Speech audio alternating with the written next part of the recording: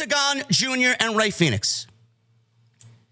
This story pisses me the fuck off because more and more we hear that Tony Khan is more and more like Vince McMahon. We heard about the Ricky Starks situation earlier this week. He pulled Ricky Starks from all independent shows that GCW are doing.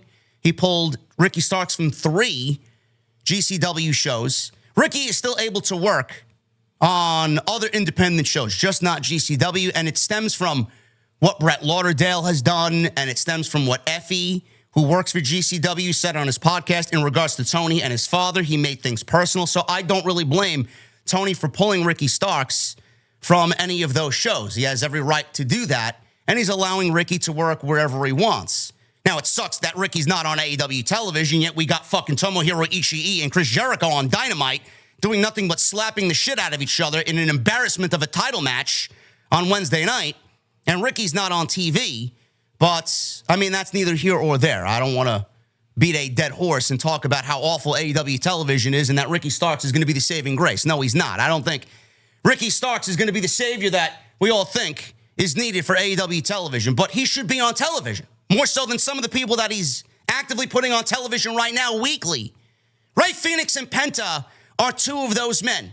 Now, Penta had time added to his contract, but his contract is about to come due this week. So Penta's contract is going to be done, and he's going to be able to sign wherever he wants and go wrestle wherever he wants. The rumor is he's heading to WWE. Good for him. But what does that mean? What does that mean for Rey Fenix? AEW has no plans to use Rey Fenix and no plans to let him out of his contract so he can sign with the WWE when his brother does. Penta's deal is coming up. Phoenix's contract is still on and will go into 2025 with AEW. Fightful reported this week that Penta's contract with the company is up very, very soon, imminently. But Phoenix has a lot more time left on his. When speaking to those with knowledge of the situation, it was claimed to Fightful that Rey Fenix AEW contract extends well into next year due to the injury time that will be added to it. Phoenix and Penta were expected to wrap up with AEW in the fall and head to WWE. I don't know who is paying attention enough, but I do think with the rumors that we heard about the Motor City Machine Guns going to NXT and them being integrated into NXT on Tuesday nights, WWE had aspirations and hopes that Penta and Phoenix would come on into the WWE when they expected, and they would make the jump to the main roster because Penta and Rey Fenix did not want to go to NXT, and the Motor City Machine Guns were okay with going to NXT. I do think that because of this situation and the fact that WWE is not getting the Lucha Brothers, that a decision was made to move the Motor City Machine Guns to SmackDown because of this situation, because of Tony Khan's pettiness and him not letting Rey Fenix out of his contract, and the WWE was not getting both Penta and Phoenix at the same time. So I'm sticking with that.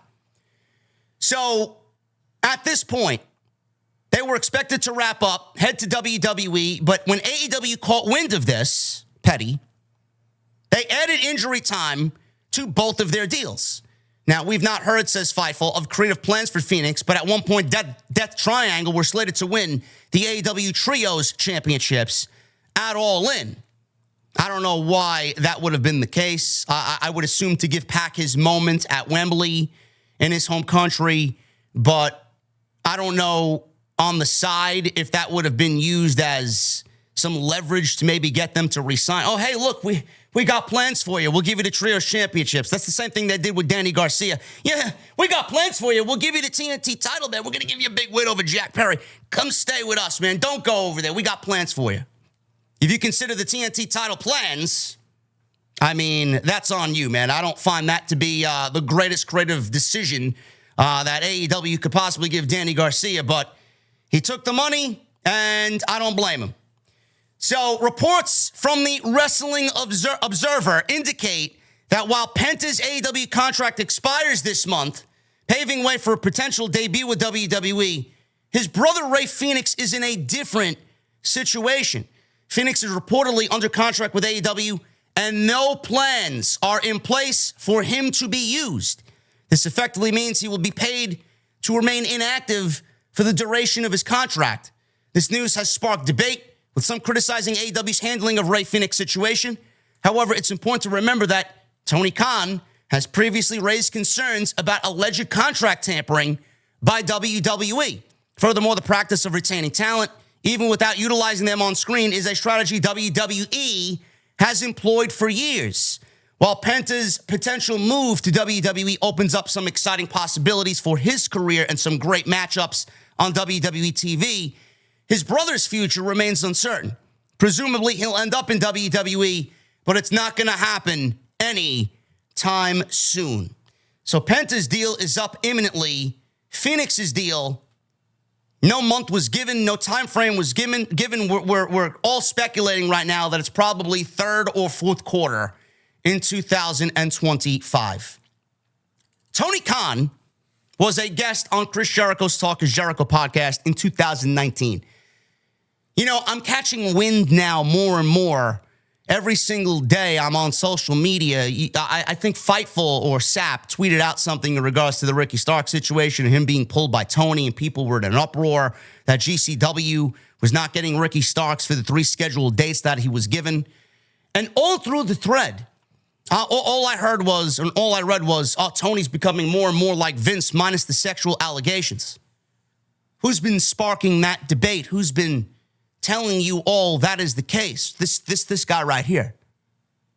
Ever since I started saying that, people have been, no, you're wrong, man. I don't see any Vince in Tony. Now you got Fightful side saying it. It's very weird. Who was right once again? I was. And if you go back to 2019, February 2019, Tony Khan was interviewed by Chris Jericho on Talk is Jericho. He had this to say about Vince McMahon. He admitted that WWE then chairman Vince McMahon is one of his idols in business, and that Khan has been a lifelong fan of WWE.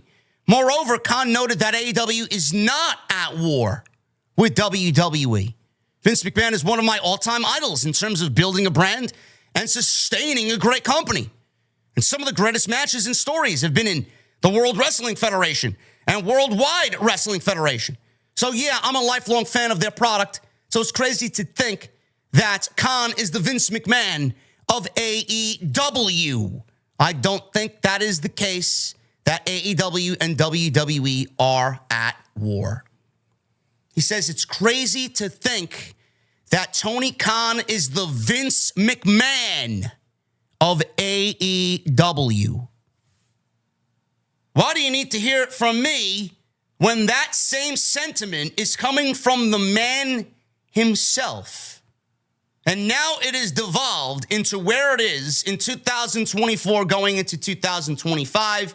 How many talents are going to suffer mentally because of Tony Khan's pettiness, Tony Khan taking his frustration out on talent in the way that he's taking his frustrations out on Rey Fenix? Tony's got nobody to blame but himself. If the company was running like the well-oiled machine that Kenny Omega fucking foolishly went out on Fightful and said, which I don't know what the fuck he's watching.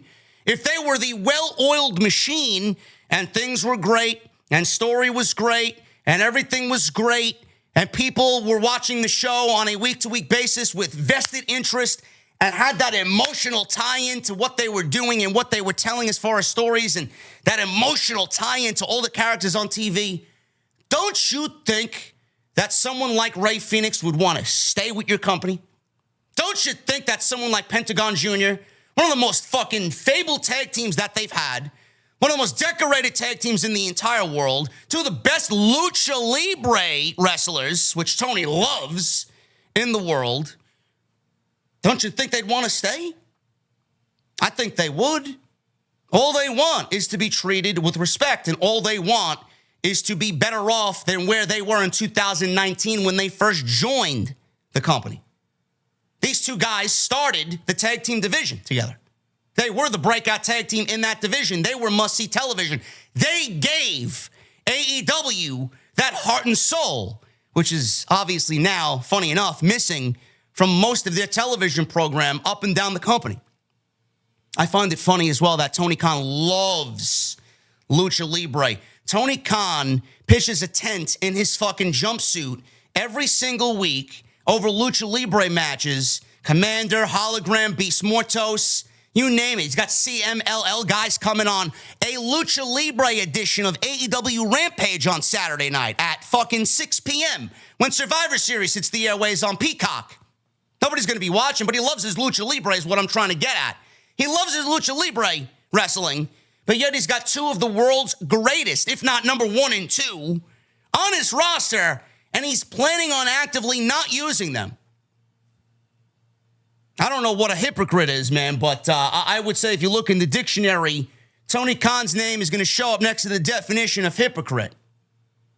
The mental health I talked about with not using someone like Ricky Starks and other talent there not being used, that it's in the same situation as Ricky Starks. What do you think this is going to do to the mental health of Rey Fenix? Is it going to make him feel good about himself? No, it's not. Some of that mental health is probably going to bleed onto his brother because they feel the same thing for each other. One feels something, the other feels it. What do you think that's going to do to Penta, seeing that his brother is suffering and Penta's having a great, flourishing career, great new start for himself in WWE? That's going to affect both of them. Everybody looks at the headline and say, he's doing Rey Fenix bad. You don't think this is going to affect Pentagon Jr. mentally just the same way it's affecting Rey Fenix? I don't get it. And then it all boils down to Tony is frivolously spending money. For what? You're paying this guy to sit at home to not utilize probably one of the greatest, if not the greatest luchadors in all of the world. You're paying him to sit home and do nothing for you. I don't know, man, but the stereotypes that Tony Khan finds himself in on social media, rich, spoiled fucking billionaire who's got a pro wrestling promotion and is nothing more than a vanity project. Man, you want to defeat those fucking stereotypes, but then you want to do this? You're paying this man to sit at home to do nothing. I find that to be fucking absolutely just batshit mental. I don't know how you have Rey Fenix on your team and you don't use him. But Tony won't use him because he knows where Rey Fenix is going. Tony knows exactly where Rey Fenix is going. If Penta is in WWE, there's no doubt about it that Rey Fenix is going to WWE. No doubt about it. He would rather do what he does to the talent because of his own childish, petty behavior, man. Tony is not a boss. Tony just wants acceptance from anybody and everybody. He wants this acceptance. He wants to be known as something, and he's nowhere near what we all thought he should have been. He is slowly becoming Vince McMahon day by day, week by week, month by month, year over year. The obsession might not be up front and center, but the obsession with WWE is so blatant that now it's affecting the roster and talents like Rey Fenix and Ricky Starks and God knows who else backstage who's not getting the opportunity that they were promised in the original vision of AEW. And now whatever this AEW is, it nowhere resembles what we thought was AEW and nowhere near the company that we initially fell in love with.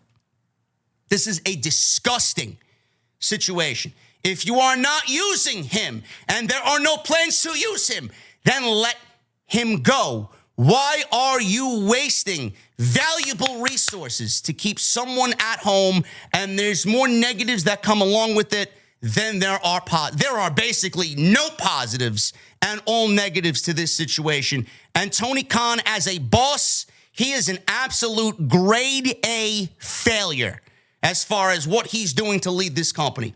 A friend and a confidant, he's getting low grades in that as well with every story we hear that resembles this story and the Ricky Stark story. Absolutely disgusting in every sense of the word. And Tony Khan, as a boss, as a CEO, should be fucking ashamed.